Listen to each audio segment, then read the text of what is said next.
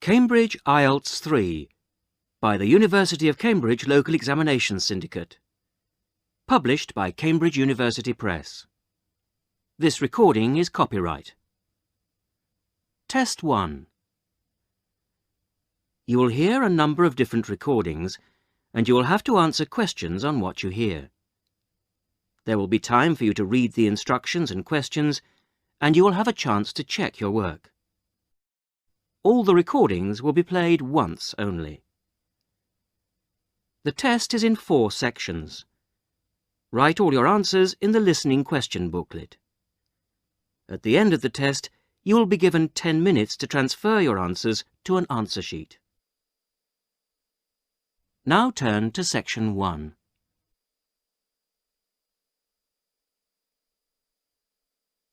Section 1. Listen to this telephone conversation between Janice Biggins, who works for a house renting agency, and John Anderson. First, you have some time to look at questions 1 to 6.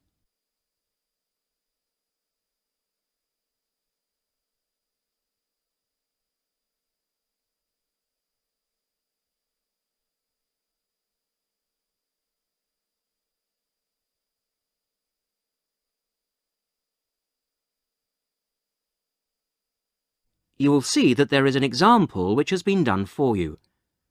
On this occasion only, the conversation relating to this will be played first. Hello, Flagstone. Oh, hello. Is that Flagstone Properties? Yes, that's right. Flagstone here. How can I help you? Hello. I'm ringing just to make inquiries about renting a house. The name of the agent is Flagstone, so Flagstone has been written in the notes. Now we shall begin. You should answer the questions as you listen, because you will not hear the recording a second time. Listen carefully to the first part of the conversation and answer questions 1 to 6. Hello, Flagstone. Oh, hello. Is that Flagstone Properties? Yes, that's right. Flagstone here. How can I help you? Hello. I'm ringing just to make inquiries about renting a house. My name's John Anderson.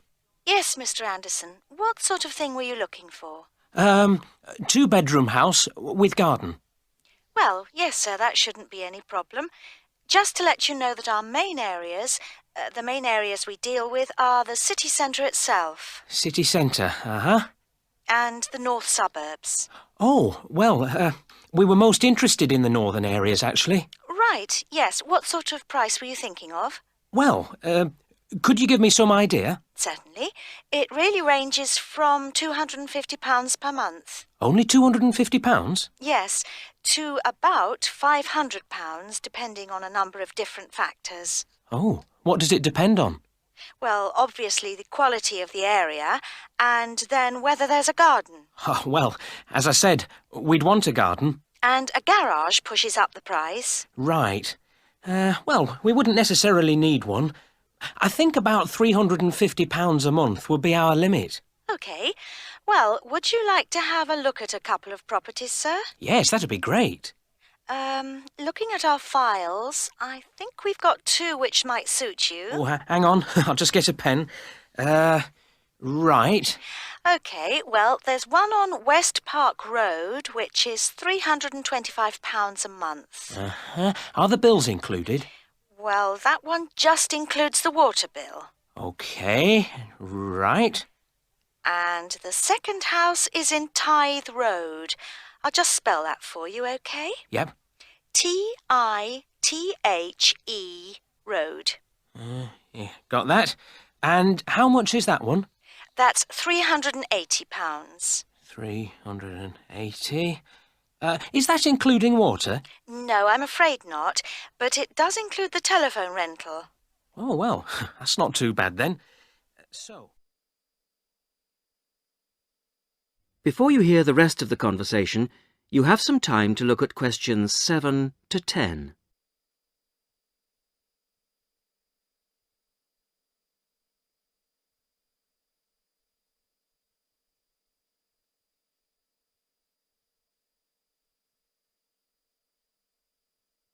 Now listen and answer questions 7 to 10.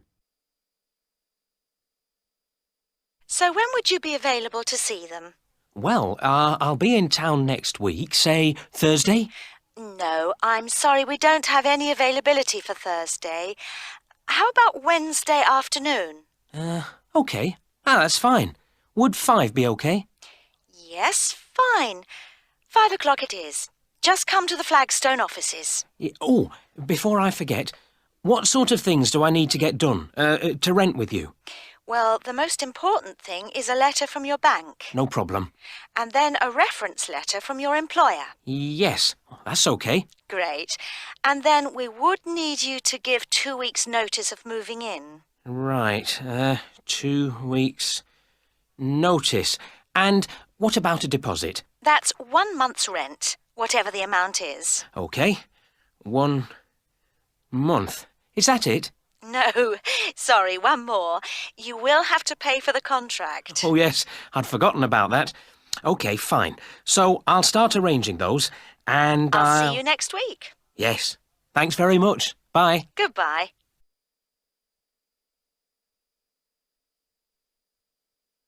That is the end of section 1. You will now have half a minute to check your answers.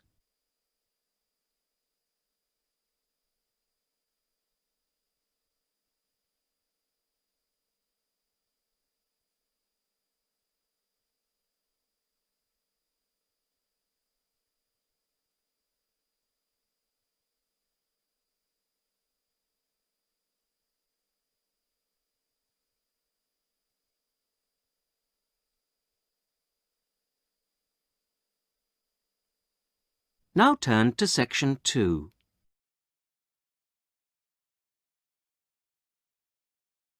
Section 2. You are going to hear a conversation between 2 women about the health system in England.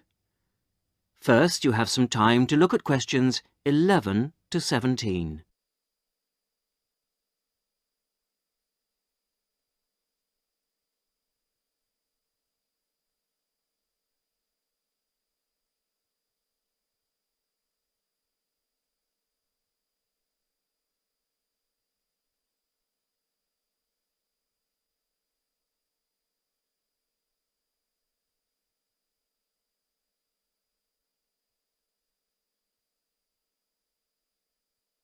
Now listen to the first part of the conversation and answer questions 11 to 17.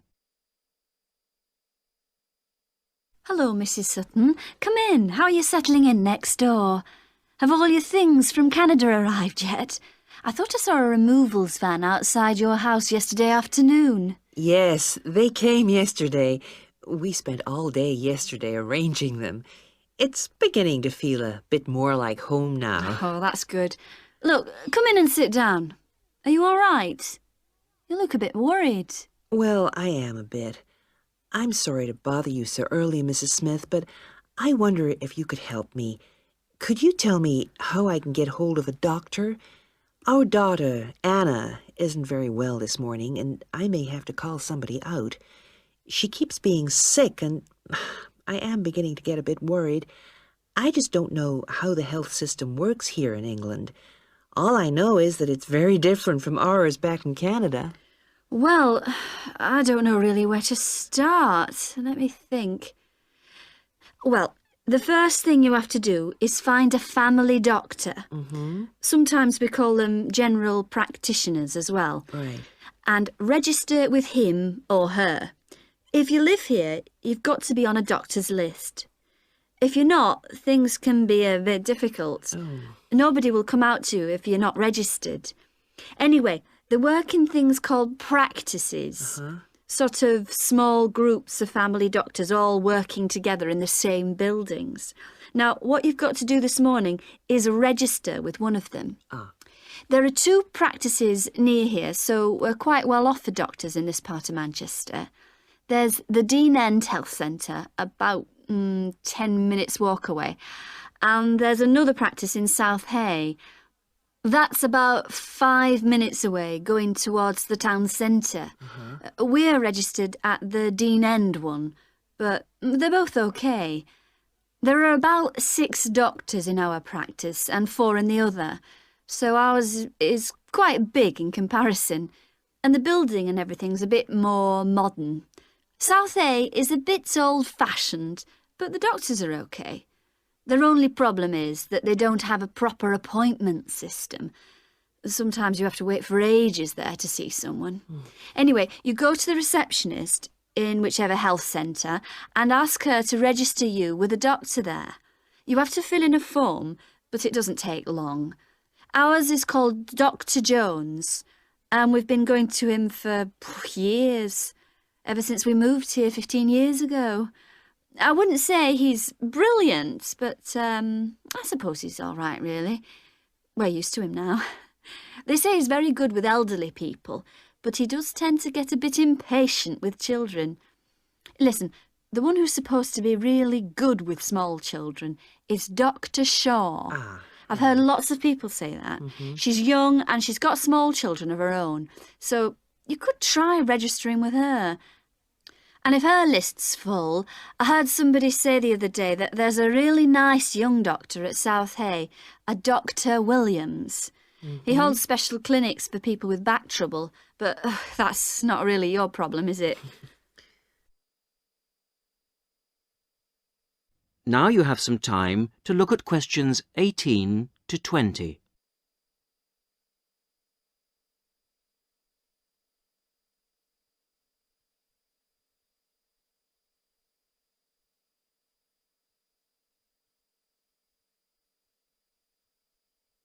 Now listen to the rest of the conversation and answer questions 18 to 20.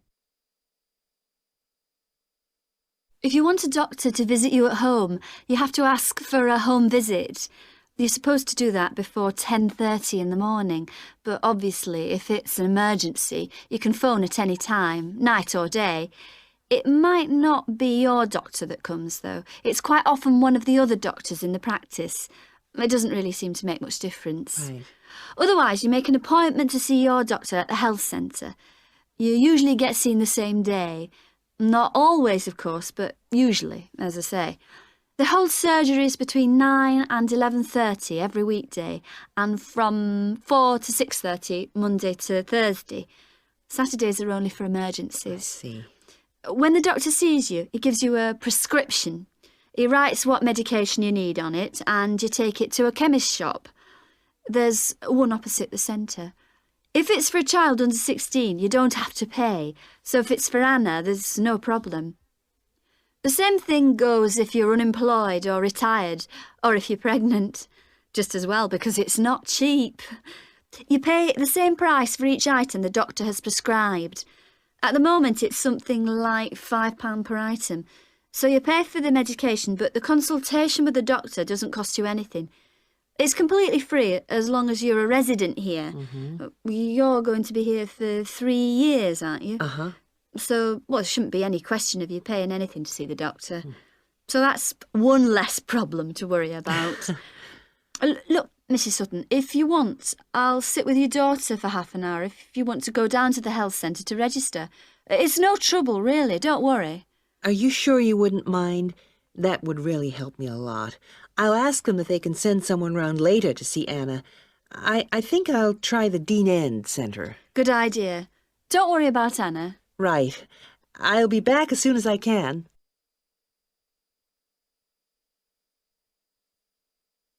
That is the end of section 2. You will now have half a minute to check your answers.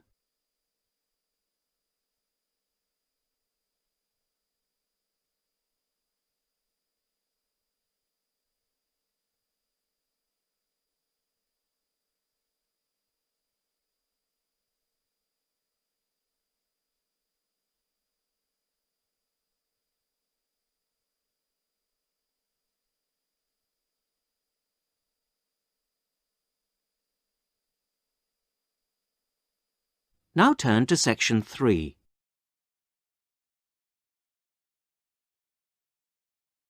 Section 3. You are going to hear a university tutor interviewing a candidate for a place on a postgraduate diploma course in teaching geography. First, you have some time to look at questions 21 to 27.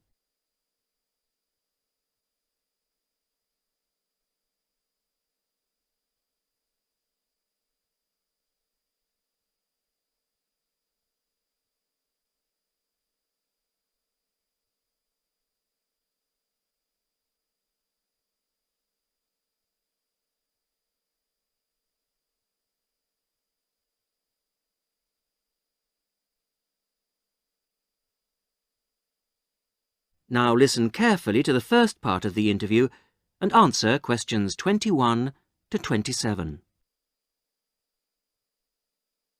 Hello. Jonathan Briggs, isn't it? Yes, that's right. Do come in and sit down. Thanks. Right. Well, Jonathan, as we explained in your letter, in this part of the interview, we like to talk through your application form, your experience to date, etc. And then in the second part, you go for a group interview. Group interview. Yes, I understand. So, your first degree was in economics. Yes, but I also did politics as a major strand. And you graduated in 1989. And I see you've been doing some teaching. Yes, I worked as a volunteer teacher in West Africa. I was there for almost 3 years in total, from 1990 to 1992. How interesting. What organisation was that with? It's not one of the major ones. It's called Teach South. Oh, right. Yes, I have heard of it. It operates in several African countries, doesn't it? And what kind of school was it? A rural cooperative. Oh, a rural cooperative. How interesting. And what did you teach? A variety of things in different years. I did, with forms 1 to 3, mainly geography, and some English with form 5. Then, in my final year, I took on some agricultural science with the top year. That's form 6. Right. Quite a variety, then. I also ran the school farm. How interesting. Before the interview continues, you have some time to look at questions 28 to 30.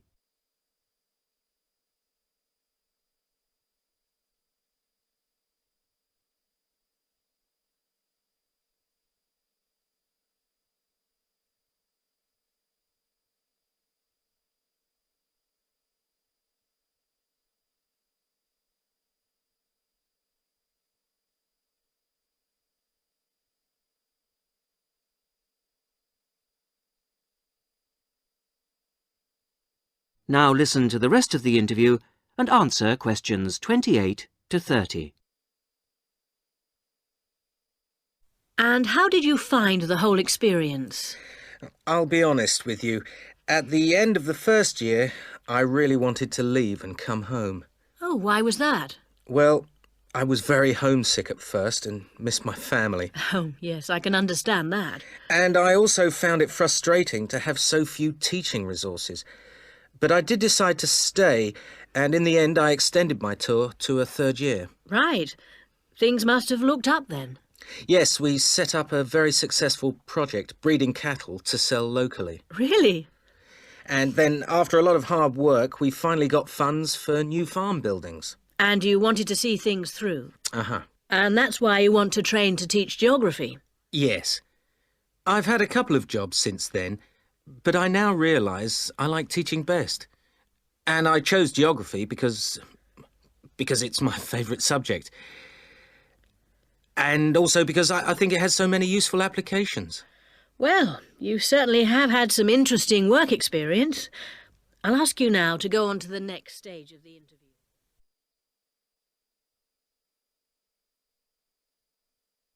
That is the end of section 3.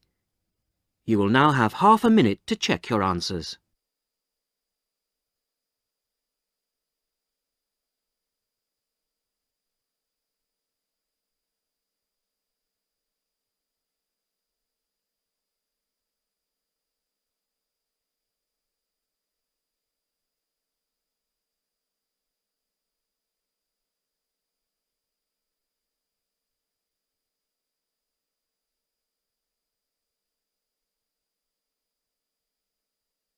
Now turn to section 4.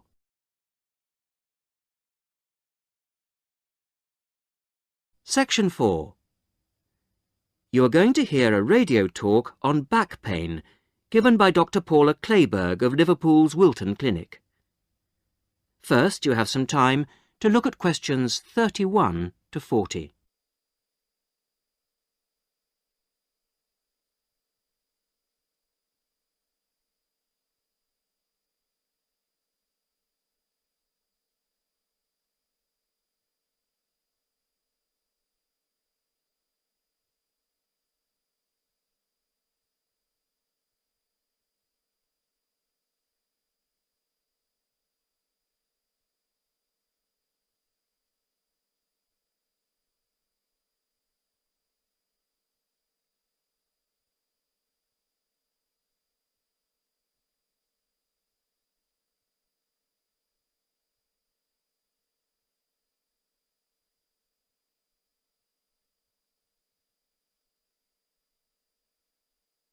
Now listen carefully to the talk and answer questions 31 to 40.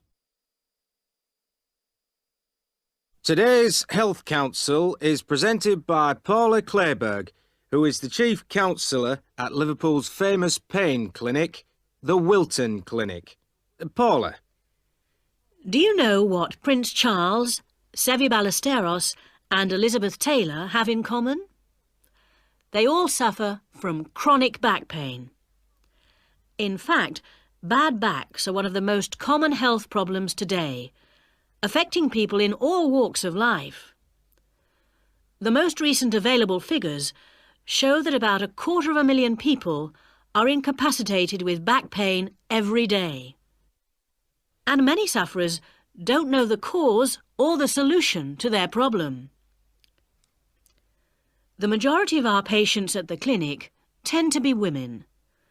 They are especially vulnerable because of pregnancy, but also because of osteoporosis, which I personally believe to be the major cause of problems for women. I have many women patients who say they have completely given up exercise because the pain makes them so miserable. But of course, that starts up a vicious circle. Bed rest, giving up exercise and painkillers are traditional responses to back pain. But although there are many excellent drugs on the market, at our clinic we're beginning to realise the unique benefits of relaxation therapy. Other specialists in the field make a strong case for certain types of exercise, but in our experience they are easily mishandled and can lead to more harm than good. Now let's look at some of the reasons why back pain is developing into such a unique menace. In general, the body is pretty good at self-repair.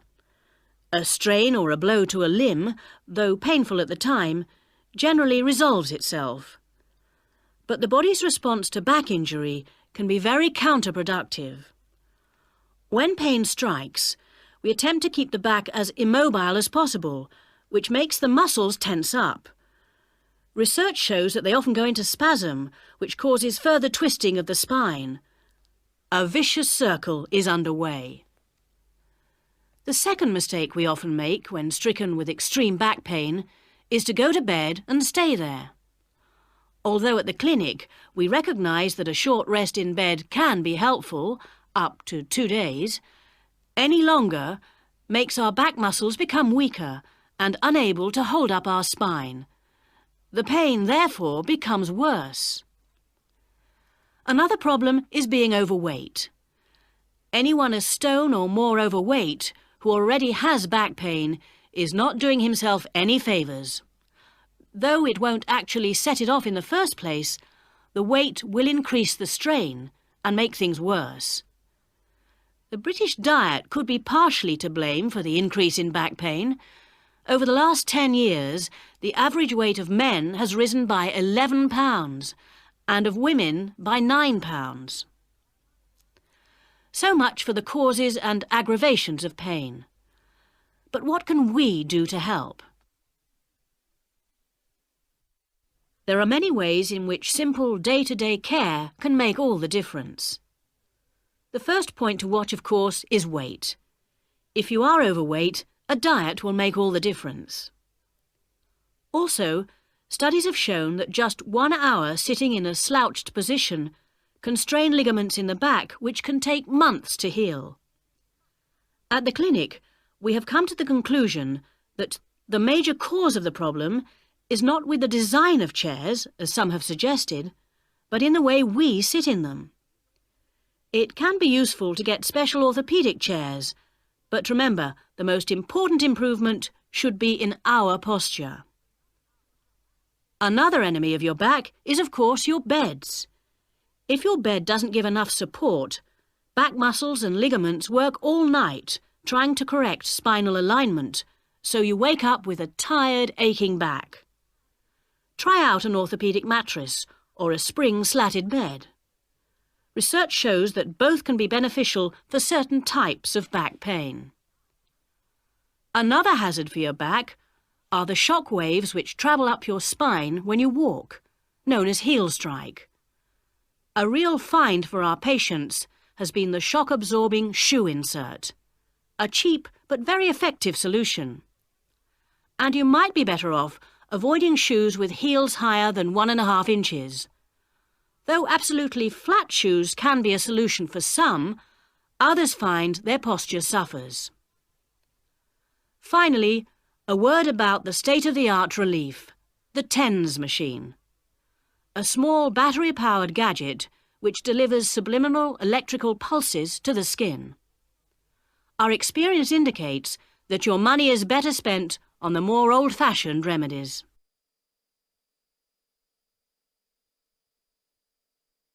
That is the end of section 4. You will now have half a minute to check your answers.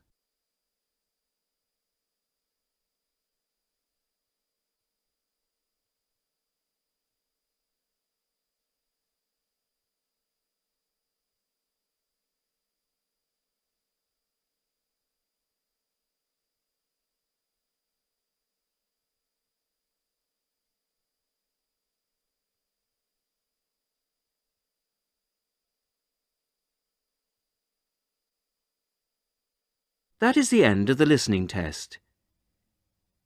In the IELTS test, you would now have 10 minutes to transfer your answers to the listening answer sheet.